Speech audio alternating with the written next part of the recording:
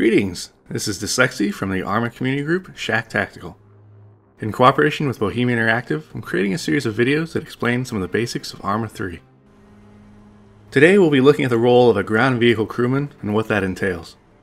Depending on your playstyle, there's a great deal of depth to be found, both in operating as a vehicle crew, as well as taking part as that crew in a much larger combined arms scenario. As in reality, a vehicle in Arma 3 requires several different people to operate efficiently. For our purposes, we'll be covering three specific roles: the driver, gunner, and vehicle commander.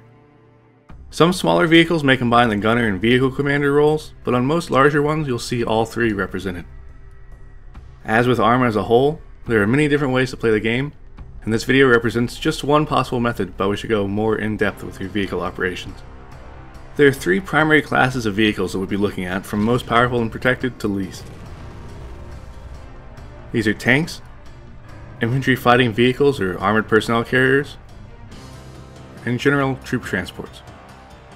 Some are meant primarily for fighting, while others are mostly about moving infantry from one place to another in a rapid and protected fashion, then supporting them in combat. Regardless of whether you're carrying infantry or not, the biggest single factor to a vehicle's effectiveness is how well the crew operates together.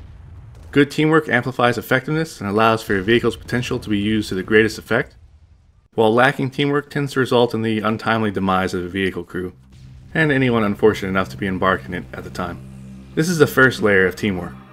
On top of that, you have teamwork as it relates to other assets in a combined arms setting, be they other vehicles, dismounted infantry, or anything else that might be operating along with you on the battlefield.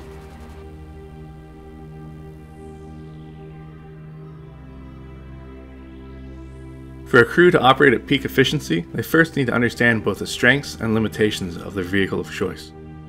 Most obvious is the armor protection.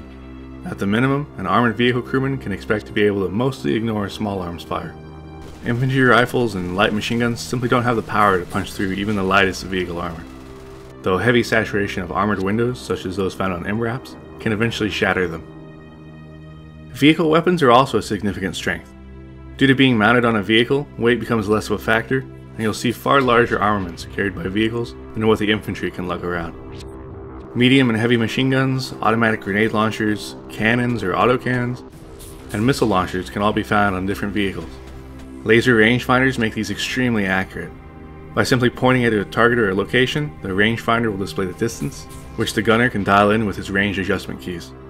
Machine guns can be fired accurately at over a kilometer via these adjustments, with cannons pushing that range even further due to the explosive nature of their damage. Mobility is the next big strength of vehicles. Whether tracked or wheeled, a vehicle can far outpace infantry in almost any terrain. Obstacles that might stop or delay infantry, such as fences and compound walls, can be smashed open by a sufficiently heavy vehicle. The high mobility of vehicles also allows for infantry to be rapidly moved from place to place while keeping them fresh and rested for an upcoming fight. Finally, the optic packages on vehicles are very impressive. In addition to the aforementioned laser rangefinding, vehicle sensors tend to have varying stages of magnification with very high maximum zoom levels. Many sensors have daylight, night vision, and thermal modes as well, allowing the crewman to pick what best suits their needs in any given scenario. Combined with the laser ranging and weapon adjustment, a vehicle can spot and engage targets from a very long range with a high degree of accuracy, making them extraordinarily lethal at a distance.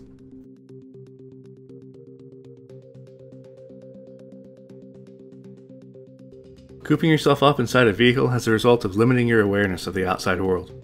Due to the design of the vehicle, you may only have a small vision port to look out of, or a sensor with a limited field of view. While some vehicles allow different positions to turn out to observe from their hatches, this brings with it a significant risk as well, as it's giving up the protection of the vehicle's armor in order to gain extra visibility. The decrease in situational awareness in a vehicle further emphasizes crew coordination, in addition to rewarding the use of infantry as screening and security elements for vehicles. The bigger and louder you are, the more attention this tends to draw your way. Vehicles suffer from this. While a platoon of infantry might be able to covertly approach an area, it's unlikely that a collection of vehicles is going to be able to get nearly as close, without their engine and other mechanical noises giving them away. Vehicles are big as well, making them easier to see from a distance and harder to conceal. Finally, vehicles are vulnerable to heavy weapons as well as other vehicles. Rocket and missile launchers pose dangerous threats even to the heaviest of armor, where even a single hit can cripple an important system like the turret, the wheels, or the tracks. Multiple hits can quickly turn fatal. Wheeled vehicles are even more vulnerable than their tracked cousins, as lighter weapons can shred through the wheels and cause a vehicle to lose mobility.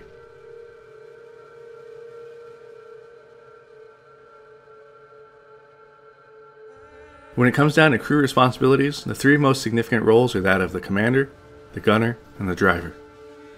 The commander sits highest in the vehicle and is a senior member of the vehicle. They direct the gunner and driver while staying in coordination with other friendly assets. The commander often has access to smoke grenade dischargers that can be used to hastily conceal the vehicle from enemy threats.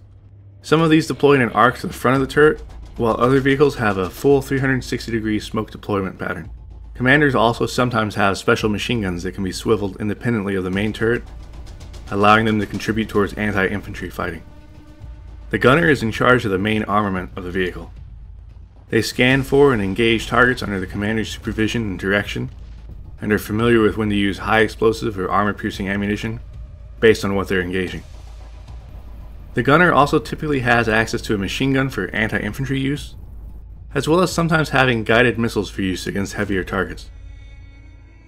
The gunner is familiar with how to range and adjust the weapons for more distant targets, will sometimes even give the driver movement orders in order to help get them the best possible angle while still defending against enemy fire. The vehicle's driver maneuvers the vehicle in accordance with the commander's directions, and as noted, sometimes the gunner's.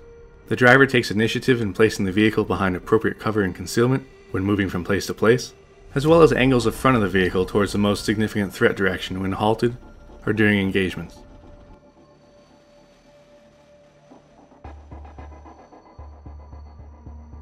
Streamlined communication makes for the most efficient vehicle operation, so to that end, let's talk briefly about what works well for intra-vehicle communication. As mentioned before, the commander is the one giving the bulk of the orders within the vehicle, directing both the driver and the gunner as needed. When giving an order to a crew member, they refer to them by their role instead of their name. Thus, the gunner is called gunner and the driver is called driver. This helps to keep things simple regardless of who's actually manning a given position. To get the driver or gunner looking or facing in a given direction, an orientation command is given, generally by giving a specific compass bearing, which can be visualized through the compass of the HUD. For instance, the commander might say, "Driver, orient 135," in order to get the vehicle's front pointed in that direction. Or the commander might designate a target to the gunner by saying, "Gunner, tank, 250, 1200 meters," where 250 is the bearing to the target. The commander can also use turning commands with the driver. These are full, half, and quarter turn commands. A full turn is 90 degrees to the left or right, while a half turn is 45 degrees, and a quarter turn roughly 23 degrees. Simply saying, "Driver, half left," will get the driver turning to the correct heading. In addition to these, a commander can simply ask for a turn in a given direction, and then tell the driver to steady once they've turned to the desired heading, as well as detail a specific direction via the HUD's compass display. Movement commands are forward to go forward, which can be modified to forward slow, or forward fast to vary the vehicle's speed. Halt will signal a stop, while reverse is as it sounds.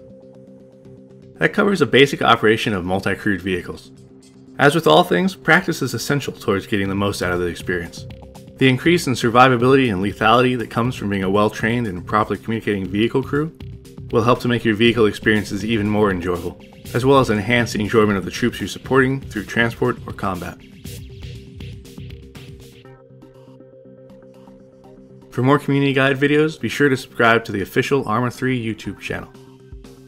For other Arma 3 updates, keep track of the official website, Facebook, and Twitter pages. If you'd like more in-depth tutorial and multiplayer gameplay of Arma 3 and the previous Arma games, I recommend you check out my channel here. This is Dyslexy, and until next time, take care.